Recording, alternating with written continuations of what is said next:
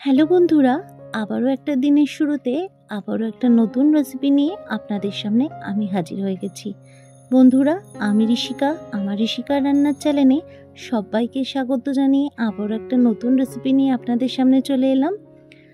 বন্ধুরা, দই কাতলা তো আমরা অনেকেই অনেক রকমভাবে খেয়ে থাকি। দই কাতলা আমাদের কাছে অত্যন্ত একটি প্রিয় এবং পরিচিত একটি রান্না। দই কাতলা আমাদের বাড়িতে বিয়েবাড়ি অনুষ্ঠান বাড়িতেও আমরা খেয়ে থাকি। এটা বাড়িতে বানানো খুবই সোজা। বাড়িতে যদি কোনো অনুষ্ঠান থাকে অবশ্যই আমার এই রেসিপিটা একবার হলেও ট্রাই করবেন। আশা করছি আপনাদের ভালো লাগবে। ভালো লাগলে অবশ্যই লাইক করবেন, শেয়ার করবেন এবং কমেন্ট করে জানাবেন এই রেসিপিটা আপনাদের কেমন লেগেছে। আর চ্যানেলটিকে সাবস্ক্রাইব করে আমার বন্ধু হয়ে আমার পাশে থাকবেন। তাহলে বন্ধুরা, আর দেরি না করেই তাহলে এই রেসিপিটা কিভাবে আপনাদের সামনে করেছি সেটা শেয়ার করে নিই। বন্ধুরা, ভালো লাগলে অবশ্যই চ্যানেলটিকে সাবস্ক্রাইব করবেন, আমার পাশে থাকবেন। বন্ধুরা, আমি এখানে কাতলা মাছ নিয়ে নিয়েছি। কাতলা মাছগুলো ভালোভাবে ধুয়ে নিয়েছি। কাতলা মাছের আঁশগুলো ভালোভাবে ছাড়িয়ে আমি ভালোভাবে ধুয়ে নিয়েছি। এবার মাছগুলোকে ম্যারিনেট করে নেব। প্রথমে হাফ চামচ নুন দিয়ে দেবো আর হাফ চামচ হলুদ গুঁড়ো নিয়ে নেব। ভালোভাবে হলুদ গুঁড়ো আর নুনটা দিয়ে ভালোভাবে ম্যারিনেট করে মাছটা প্রায় 10 মিনিট রেখে দেবো।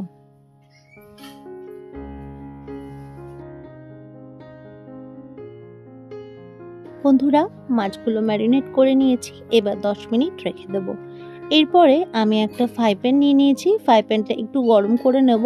ফ্রাই প্যানে মাছগুলো ভাজার জন্য আমি এখানে 3 চামচ মতো তেল দিয়ে দেবো।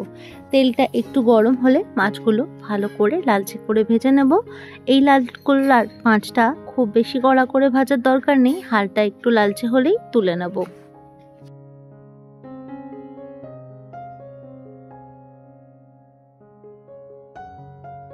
বন্ধুরা, মাছগুলো লালচে করে ভেজে নিয়েছি। এবার এক একটা মাছ এভাবে তুলে নেব। খুব কড়া করে যেহেতু ভাজিনি, বন্ধুরা খুব সাবধানে মাছগুলো হালকা করে তুলে নেবেন, না হলে মাছগুলো ভেঙে যেতে পারে। বন্ধুরা, প্রত্যেকটা মাছ আমি এভাবে ভালো করে ভেজে তুলে নিয়েছি। এবার টমেটো, পেঁয়াজ, আদা, রসুন আমি পেস্ট করে নেব। বন্ধুরা, প্রত্যেকটা মাছ আমি এভাবে ভেজে তুলে নিয়েছি।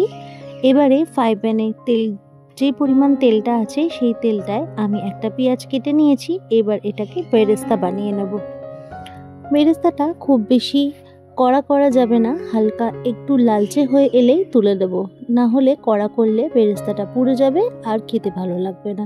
তাই হালকা একটু লালচে হলেই বেরেস্তাটা তুলে নেব। তো বন্ধুরা, আমার বেরেস্তাটা প্রায় লালচে লালচে হয়ে এসছে। এবার আমি আস্তে করে বেরেস্তাগুলো তুলে নেব।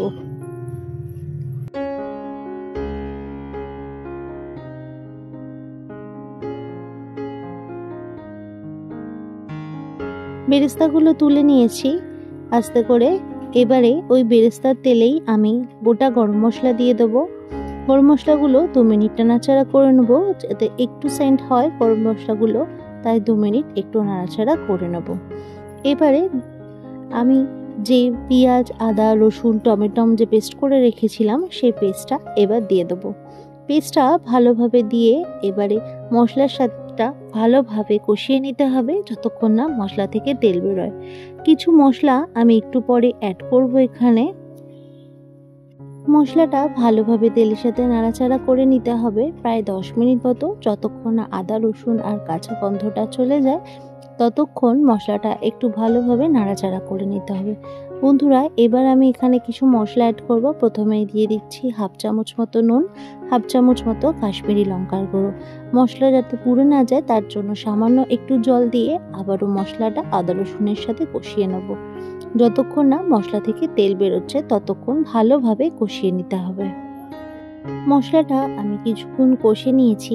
এবার আমি এখানে টক দই নিয়ে নিয়েছি 2 চামচ মতো। এই 2 চামচ টক দইটা ভালোভাবে ফেটিয়ে নিয়েছি যাতে টক দইয়ের মধ্যে কোনো লাম্পস না থাকে। ভালোভাবে টক দইটা ফেটে নেওয়ার পর আমি টক দইটা এর ওপর দিয়ে দেবো। টক দইয়ের সাথে মশলাটা আবারও ভালোভাবে কষিয়ে নেব যতক্ষণ পুরো মশলাটা থেকে তেল না বেরোচ্ছে। টক দইটা দিয়ে ভালোভাবে মশলার সাথে নাড়াচাড়া করে নেব। একটু অনবরত নাড়াচাড়া করে নিতে হবে, গ্যাসের ফ্লেমটা অবশ্য করেই কম রেখে, না হলে টক দইটা ফেটে যাবে। ভালোভাবে মশলাটার সাথে টক দইটা নাড়াচাড়া করে নিয়েছি। মশলা থেকে এখন অনেকটাই তেল রিলিজ হয়ে গেছে। মশলা থেকে এখন সম্পূর্ণ তেল বেরিয়ে গেছে বন্ধুরা। এবার আমি এক্ষেত্রে জল ব্যবহার করব। বন্ধুরা, জলটা আপনারা আপনাদের পছন্দ মতো দেবেন, যেরকম মাছ সেরকম অনুযায়ী জলটা এখানে ব্যবহার করবেন। আপনারা যেরকম গ্রেভি পছন্দ করবেন সেরকম অনুযায়ী জলও দিতে পারেন। জলটা একটুখানি ফুটিয়ে নেব। যতক্ষণ জলটা না ফুটছে ততক্ষণ মাছগুলো দেব না। জলটা অনেকক্ষণ ফুটে গেছে। এবার মাছগুলো আস্তে করে দিয়ে গ্যাসের ফ্লেমটা অবশ্য করে কম করে দিয়ে মাছগুলো একটু ঝোলের সাথে নাড়াচাড়া করে নিয়ে 10 মিনিট মতো রেখে দেবো, যাতে মাছগুলোর মধ্যে ঝোলটা বা গ্রেভিটা যায়। এইভাবেই কিছুক্ষণ ফুটিয়ে নেব, যাতে মাছগুলো যাতে একটু নরম হয়ে যায় আর খেতেও খুব ভালো লাগে। বন্ধুরা, এবার আমি এর মধ্যে 1 চামচ মতো চিনি দিয়ে দেব। চিনি দিলে ঝাল বা নুনের ব্যালেন্সটাও ঠিক থাকবে, তার জন্য 1 চামচ মতো চিনি দিয়ে দেব। আর আমি যেখানে বেরেস্তা বানিয়ে রেখেছিলাম সেই বেরেস্তাটা এর ওপরে দিয়ে দেব। বেরেস্তা দিলে এর টেস্টটা বেশি ভালো হবে, তার জন্য আমি এখানে এই বেরেস্তাটা ব্যবহার করেছি। বন্ধুরা, এখন কাতলা মাছটা সম্পূর্ণ রেডি হয়ে গেছে পরিবেশনের জন্য। বেরেস্তা দিয়ে 2 মিনিট আবারও একটু হাই ফ্লেমে নাড়াচাড়া করে নিয়েছি। করে নেওয়ার পর গ্যাসের ফ্লেমটা এবার অফ করে দেব। এখন কাতলা মাছ বা দই কাতলা একদম রেডি হয়ে গেছে পরিবেশনের জন্য। বন্ধুরা, এবার আমি পরিবেশন করে নেব। বন্ধুরা, আমি পরিবেশন করে নিয়েছি। কেমন লেগেছে এই রেসিপিটা অবশ্যই কমেন্ট করে জানাবেন। ভালো লাগলে লাইক, শেয়ার অ্যান্ড সাবস্ক্রাইব করে আমার পাশে থাকবেন। আজ আসি বন্ধুরা, আবার আসবো অন্য কোনো দিন অন্য কোনো রেসিপি নিয়ে। আপনারা ভালো থাকবেন, সুস্থ থাকবেন এবং পরিবারের সকল সদস্যকে অনেক ভালো রাখবেন। আর চ্যানেলটিকে সাবস্ক্রাইব করে আমার পাশে থাকবেন। অনেক ধন্যবাদ।